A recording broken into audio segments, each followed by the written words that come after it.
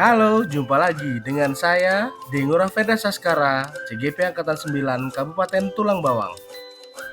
Pada pertemuan kali ini, kita akan membahas koneksi antar materi modul 1.4.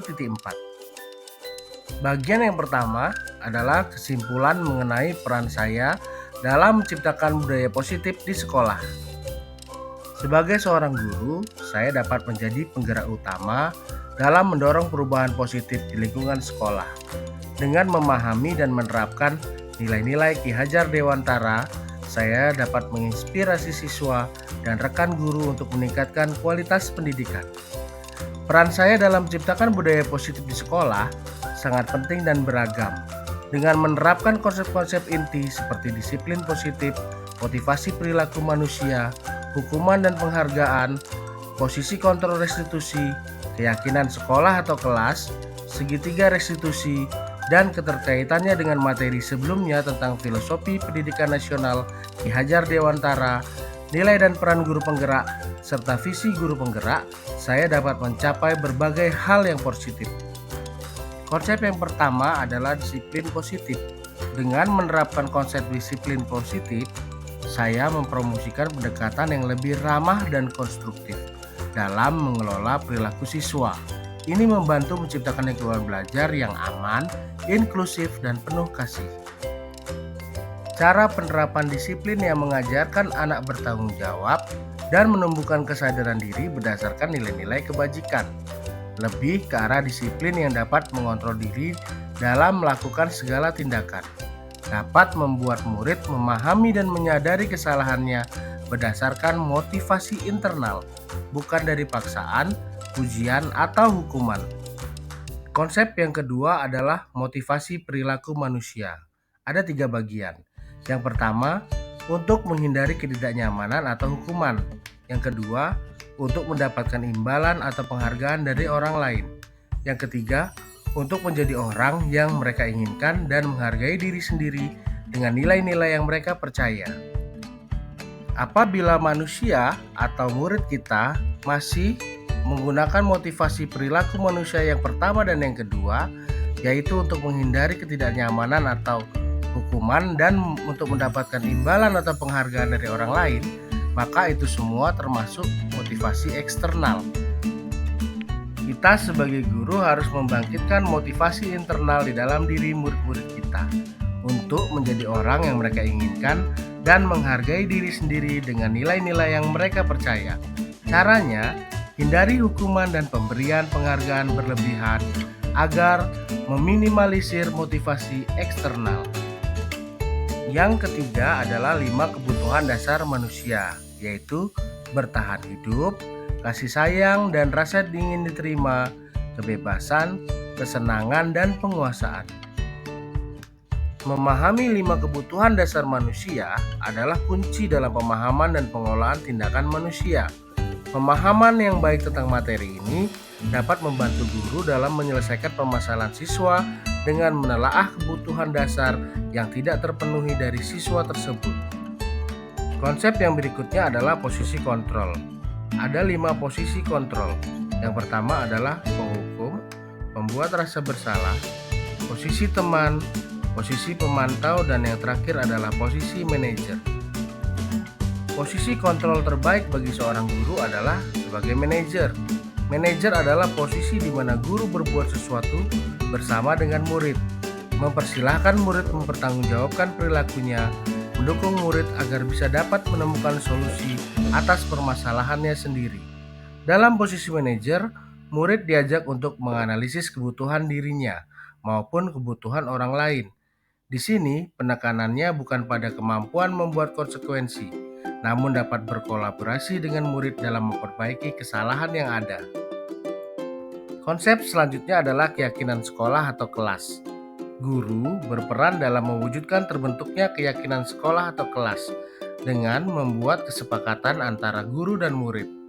Keyakinan sekolah atau kelas berupa pernyataan-pernyataan universal yang mudah diingat, dipahami, dan harus diterapkan dalam lingkungan sekolah.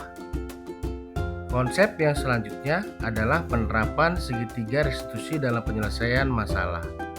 segitiga restitusi ada 3 bagian, yaitu menstabilkan identitas, validasi tindakan yang salah, dan menanyakan keyakinan.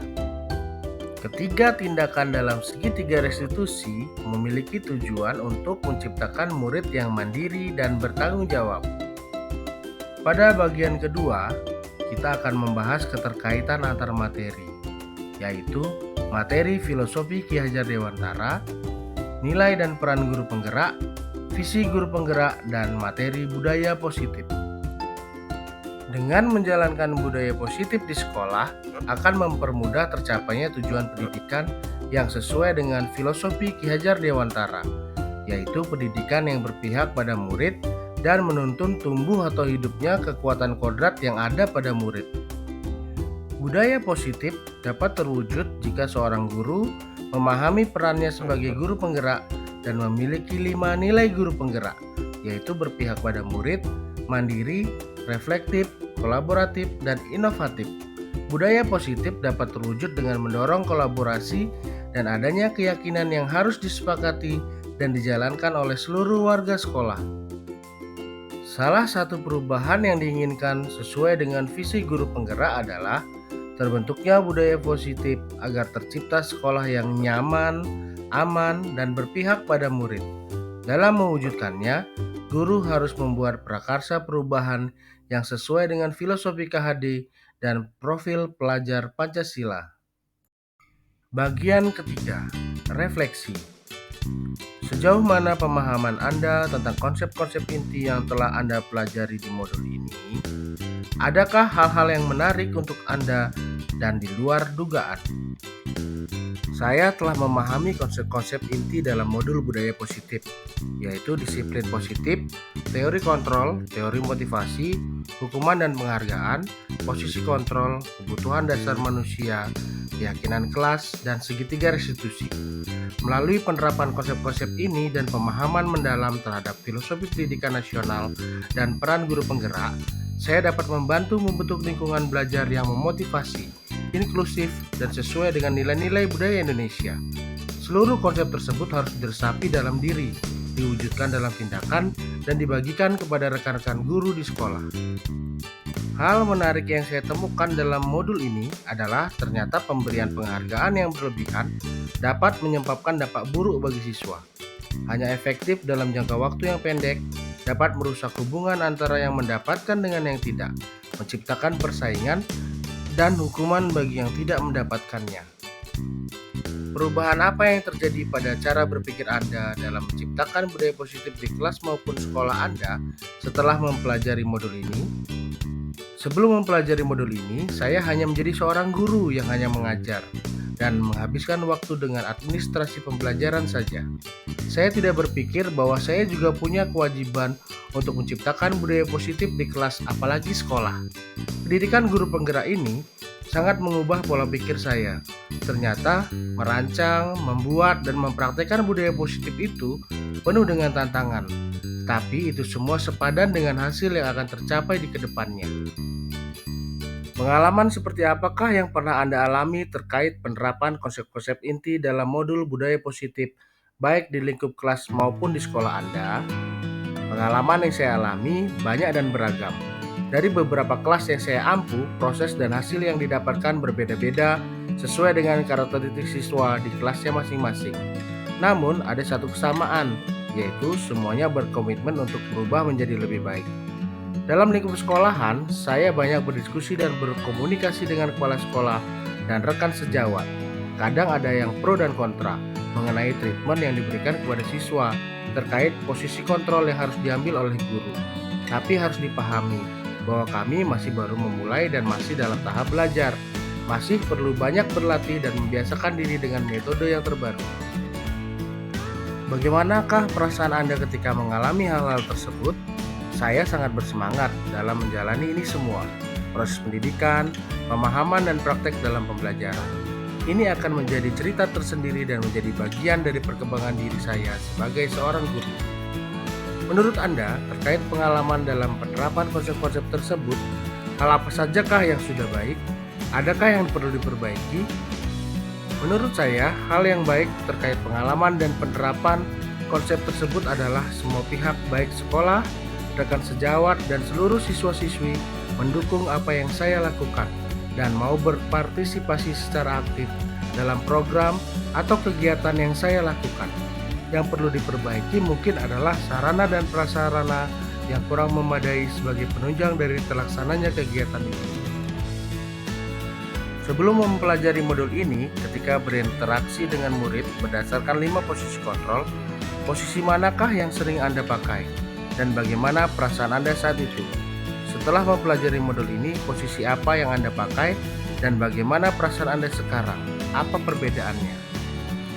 Sebelum mempelajari modul ini, posisi kontrol yang saya terapkan dalam menyelesaikan masalah adalah posisi sebagai penghukum dan pembuat rasa bersalah. Sekarang saya mulai merubahnya dengan posisi kontrol manajer dengan penerapan segitiga restitusi. Hal ini merubah pola pikir saya. Sekarang saya memahami bahwa untuk mengembangkan motivasi intrinsik dari siswa, maka kita harus terbiasa menerapkan restitusi dan budaya disiplin positif di sekolah. Perbedaannya terletak pada motivasi yang terbangun.